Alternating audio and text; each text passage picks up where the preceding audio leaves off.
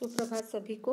आज मैं आप लोगों के सामने कक्षा 10वीं का पाठ कारतूस लेकर उपस्थित हुई हूँ। पाठ शुरू करने से पहले हम कुछ पाठ में प्रवेश करेंगे, पाठ के विषय में जानने की कोशिश करेंगे कि पाठ में किस विषय में हमें पढ़ना है। बच्चों, अंग्रेज इस देश में व्यापारी के भेष में आए थे। शुरू में व्यापारी करते रहे, लेकिन उनके इरादे केवल व्यापार करने के नहीं थे, बल्कि धीरे धीरे उनकी ईस्ट इंडिया कंपनी ने रियासतों पर कब्जा जमाना शुरू कर दिया था। और उनकी नीयत जैसे ही लोगों के सामने आई तो किस तरह से लोगों को हिंदुस्तान से भगाया जाएगा, इसके प्रयास शुरू हो गए। तो इस पाठ में ऐसे ही एक जाबाज सिपाही के विषय में, उनके कारनामों के विषय में वर्णन किया गया है, जिसका एकमात्र लक्ष्य है अंग्रेजों को इस देश से बाहर निकालना, कंपनी के हुक्मरानों की नींदें हराम करना। वो इतना दिलेर और इतना निडर था कि शेर की गुफा में जाकर उससे दो हाथ करने के लिए भी तैयार था। और वो सिर्फ अंग्रेज़ों के खेमे में ही नहीं गया, बल्कि उनके साथ कर्नल के साथ पूरा एकदम बहुत रौब के साथ बातचीत भी की। और उनके मुंह से वे शब्द निकले जो किसी शत्रु या अपराधी के लिए तो कभी भी नहीं बोले जा सकते थे। अभी यह है कारतूस। पाठ का नाम भी कारतूस है। ये एक एकांकी है और इसके एकांकीकार हैं, इसके जो लेखक हैं उनका नाम है हबीब तनवीर। अभी हम पाठ के पात्र के विषय में जानेंगे। पाठ के जो पात्र हैं, कर्नल है, लेफ्टिनेंट, सिपाही सवार है। इसकी अवधि है, इसका समय है 5 मिनट का, क्योंकि एकांकी है, नाटक है। जमाना है सन 1799 का, मतलब 1799 का। समय रात का है और जो स्थान है वो गोरखपुर के जंगल में कर्नल कालिंज के खेमे का अंदरूनी हिस्सा है। 2 अंग्रेज आपस में बैठकर बातें करने हैं। कर्नल कालिंज और एक लेफ्टिनेंट खेमे के बाहर हैं। चांदनी छिटकी हुई है और अंदर लैंप जल रहा है। इसमें नवाब सादत अली खान के विषय में भी जिक्र किया हुआ है और नवाब वजीर अली खान के विषय में भी जिक्र हमको देखने के लिए मिलेगा। अभी हम यहाँ पर एकांकी में जाएंगे कि उनके आपस में क्या बातें होती हैं।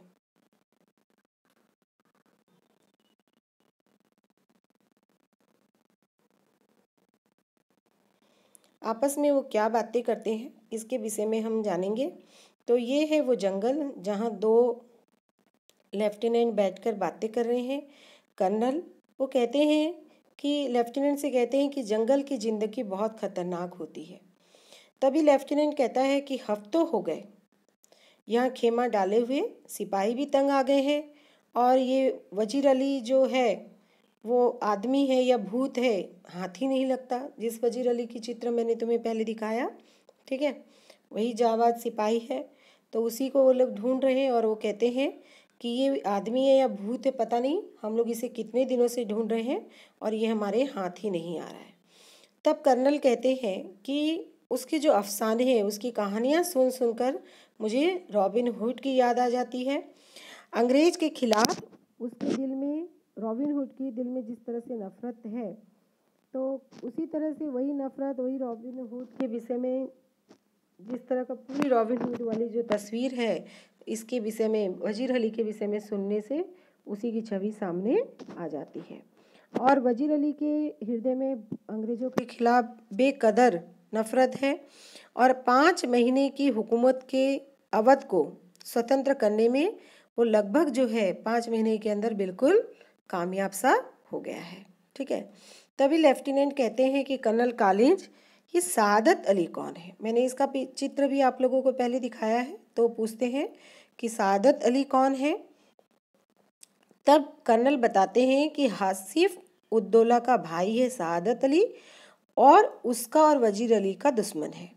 नवाब आसिफ उद्दौला के यहाँ कोई भी लड़का नहीं था, तो वजीर अली की जब पैदाइश हुई तो सादत अली ने सोचा कि ये उसकी मौत है। तब लेफ्टिनेंट कहते हैं कि सादत अली को अवध के तख्त पर क्यों बैठाया अंग्रेज़ों ने, हमारे जो ऑफिसर्स ने उसे क्यों बैठाया? तो कर्नल कहते हैं कि सादत अली जो है वो हमारा दोस्त है, मतलब सादत अली जो है वो अंग्रेज़ों का दोस्त है और वजीर अली जो है वो अंग्रेज़ों का दुश्मन है। तो और वो ऐश पसंद आदमी, माने इसी ऐशो आराम में रहता है, इसलिए हमें अपनी आधी जायदाद दे दी। इसलिए वो क्या करता है, अपनी आधी जायदाद दे देते हैं और 10 लाख रुपए नगद भी देते हैं। और वह भी मज़े करता है और हम भी, इसीलिए उसे उस तख्त पर बैठाया गया है। तो लेफ्टिनेंट कहते हैं कि सुना है कि वजीर अली अफ़गानिस्तान के बादशाह समेत जमा को हिंदुस्तान पर हमला करने की दावत दे रहा है। ठीक है, वजीर अली जो है वो बादशाह समेत जमा को अफ़गानिस्तान के जो राजा हैं उनको हिंदुस्तान पर हमला करने की के लिए दावत दे रहा है, मतलब बुला रहा है। कर्नल कहते हैं कि हमले की दावत सबसे पहले टीपू सुल्तान ने दी। सबसे पहले उसे हमले की दावत किसने दी? टीपू सुल्तान ने दी, और फिर वजीर अली ने दी, और फिर शमसुद्दौला ने भी दी।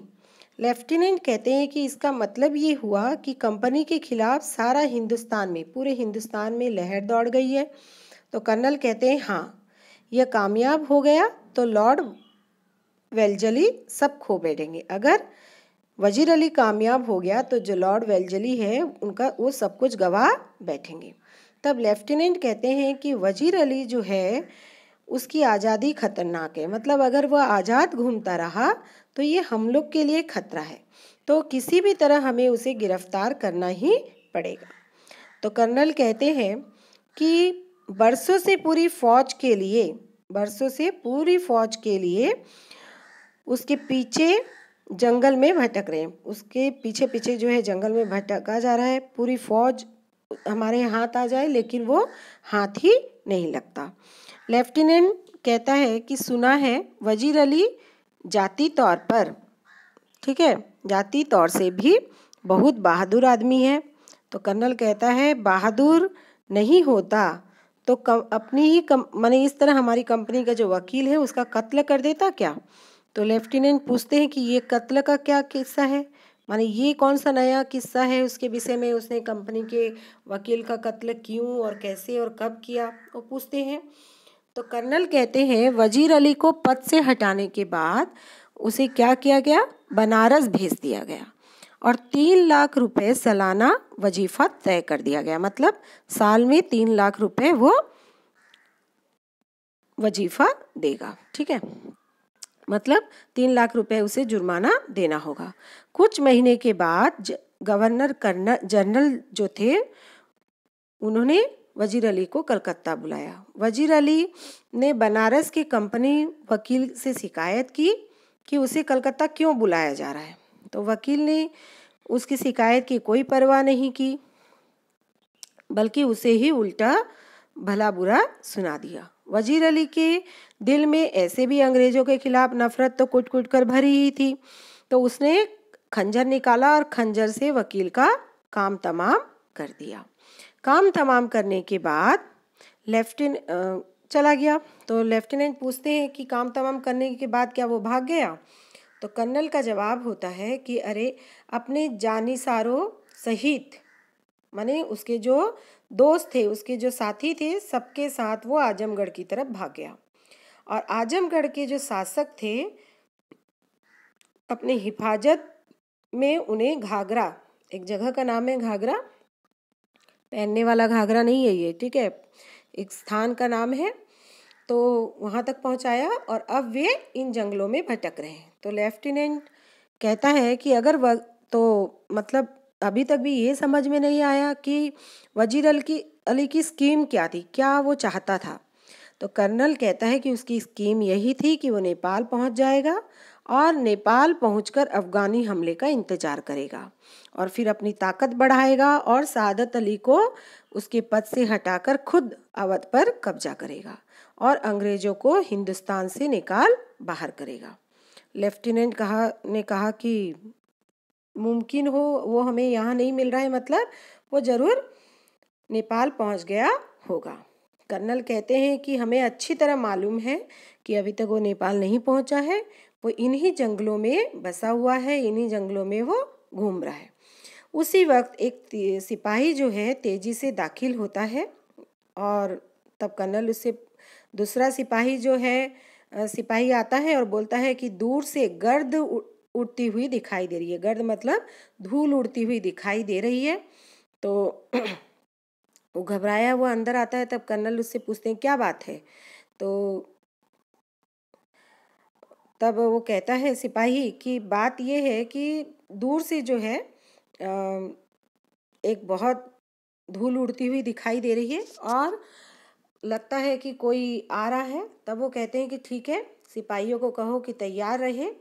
और वो घुड़सवार वहाँ आकर पहुँचता है और उनसे कहता है कि मुझे कर्नल से मिलना है। तब जो गोरा है, मतलब जो सिपाही है, वो चिल्ला कर कहता है बहुत खूब। तो सवार भी कम नहीं था, वो बोलता है सी। तो गोरा जब अंदर जाता है, वो कहता है कि हुजूर, सवार जो है वो आपसे मिलना चाहता है। तो कर्नल कहता है कि भेज दो। लेफ्टिनेंट कहता है लगता है कोई वजीर अली का आदमी होगा और हमसे मिलकर वजीर अली को गिरफ्तार करवाना चाहता होगा। कर्नल चुप रहते हैं, खामोश रहते हैं, कुछ नहीं बोलते हैं। तब सवार अंदर आता है और वो चिल्लाता है तन्हाई तन्हाई, मतलब मुझे आपसे अकेले में बात करनी है। तन्हाई मतलब अकेले। तो कर्नल कहता है यहाँ कोई भी गैर आदमी नहीं है, कोई दूसरा आदमी नहीं है, जो भी राज़े दिल है, जो भी आप कहना चाहते हैं यहाँ कह दीजिए। सवार कहता है कि यहाँ पर जो है दीवारों के भी कान होते हैं, इसलिए तन्हाई तन्हाई, इसलिए मुझे आपसे अकेले में ही बात करनी है। कर्नल के इशारे से लेफ्टिनेंट सिपाही बाहर जाते हैं और सवार जो है वो कहता है कि आपने इस मुकाम पर खेमा क्यों डाला है। उनसे पूछते हैं कि आप ये यहाँ पर खेमा क्यों डाल रखे हो। तो कर्नल कहते हैं कि कंपनी का हुक्म है कि हमें वजीर अली को गिरफ्तार किया जाए और इसलिए हम लोग यहाँ पर खेमा डाले हुए हैं। सवार कहता है लेकिन एक आदमी को पकड़ने के लिए इतनी बड़ी सेना आपने क्यों रखी है। तो कर्नल कहते हैं गिरफ्तारी में मदद देने के लिए। तो जो सवार है वो कहता है कि वजीर अली की गिरफ्तारी मुश्किल है साहब। कर्नल कहता है क्यों। सवार कहता है कि वह एक जाबाज सिपाही है। कर्नल कहता है हाँ, मैंने भी ये सुन रखा है कि वो एक जाबाज सिपाही है, लेकिन आप क्या चाहते हो। तो सवार कहता है मुझे चंद कारतूस चाहिए, मुझे कुछ गोलियां चाहिए। तो कर्नल बोलता है किस लिए। तो सवार कहता है कि वजीर अली को गिरफ्तार करने के लिए। कर्नल बोलता है ठीक है, तुम एक दो चंद मांग रहे थे, मैं तुम्हें पूरे 10 कारतूस देता हूँ। सवार मुस्कुराते हुए कारतूस ले लेता है और धन्यवाद देता है। कर्नल बोलता है कि आपका नाम बताइए, आप कौन हैं। तो सवार कहता है वजीर अली। माने बच्चों देखो यहाँ पर जिसे वो ढूंढ रहे थे वही उनके सामने आकर खड़ा है और वो लोग उसे पहचानते भी नहीं है। और बड़े आराम से वो कारतूस लेता है, अपना नाम बताता है वजीर अली और कहता है कि आपने मुझे 10 कारतूस दिए, इसलिए मैं आपकी जान बख्शी करता हूँ, मतलब मैं आपकी जान छोड़ देता हूँ, नहीं तो अभी मैं तुम्हें तुरंत मौत के घाट उतार दिया होता। सवार वजीर अली चला जाता है और घोड़े की टाप सुनाई देती है। कर्नल एकदम अबाक होकर जैसे उसके होश ही उड़ गए हों, एकदम सन्नाटे में हक्का बक्का खड़ा है। लेफ्टिनेंट उसी समय अंदर आता है और पूछता है कि कौन था वो। कर्नल एकदम दबी जबान में अपने आप से कहता है एक जाबाज सिपाही। ठीक है, तो इसीलिए उसे जाबाज कहा गया। निडरता से वो आया और अपना काम करके चला गया। उसके बाद बच्चों आपका होमवर्क है, गृह कार्य है कि जब आपकी स्कूल खुल जाए, जब आप लाइब्रेरी जाओ, पुस्तकालय में अगर रॉबिन हुड की साहसिक कारनामों के बारे में जानकारी हासिल करो या नेट से जानकारी हासिल करो। वृंदावन वर्मा की कहानी है इब्राहिम गार्दी, उसे भी पढ़ो। ठीक है, और जब स्कूल खुले तो हमें सुनाओ। एकांकी और नाटक में अंतर क्या है। ठीक है, कुछ नाटकों और एकांकी की सूची तैयार करनी है। तो ये था आपका पाठ। धन्यवाद। आपका दिन शुभ हो, खुश रहो।